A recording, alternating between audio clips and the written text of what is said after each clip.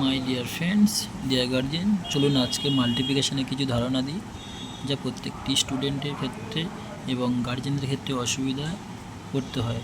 দেখুন, যে কোন নাম্বারটা দিয়ে আমরা গুণ করব সেই নাম্বারটাকে কী বলা হয় এবং সেই নাম্বারটা কোন জায়গায় বসাতে হয়, এবং যে নাম্বারটা হচ্ছে কি গুণ করা হয় সেটা কোন জায়গায় বসাতে হয়, সেটা সবথেকে বড় কনফিউশনের জায়গা। চলুন আজকের পরিষ্কার করে দিই আপনাদের কনফিউশনটি।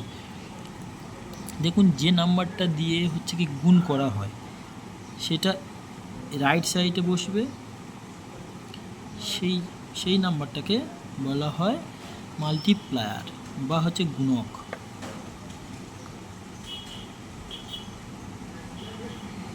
অথবা এটাকে বলা হয় মাল্টিপ্লায়ার।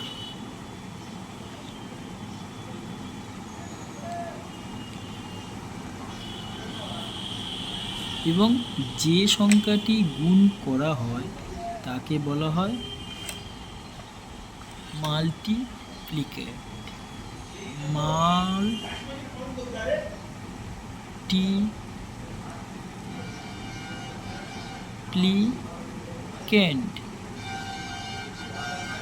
অথবা গুণ্য।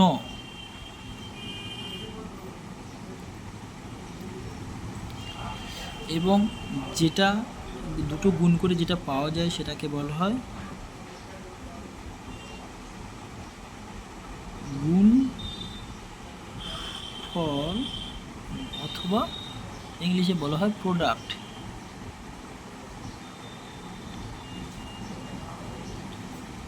তাহলে এই ছোট্ট একটি মাল্টিপ্লিকেশনের ক্ষেত্রে আপনাদের ধারণাটা দিতে পেরেছি আশা করি। যে নাম্বারটা কি দিয়ে গুণ করা হয় সেই নাম্বারটা হচ্ছে কি রাইট সাইডে বসবে, অথবা এটা এইভাবে করা যায়,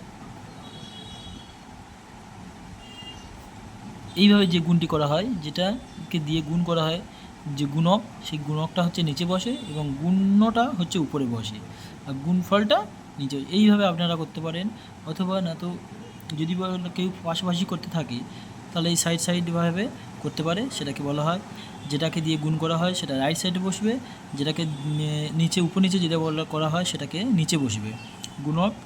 সেটাকে ইংলিশে বলে মাল্টিপ্লায়ার। যেটাকে গুণ করা হয় সেটাকে বলে মাল্টিপ্লিকেন্ট বা গুণ্য, যেটা পাওয়া যায় সেটা গুণফল।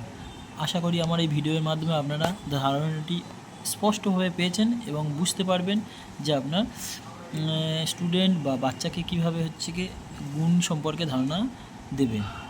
আমার ভিডিওটি কেমন লাগলো কমেন্টে জানাবেন এবং আমার চ্যানেলটিকে সাবস্ক্রাইব করবেন।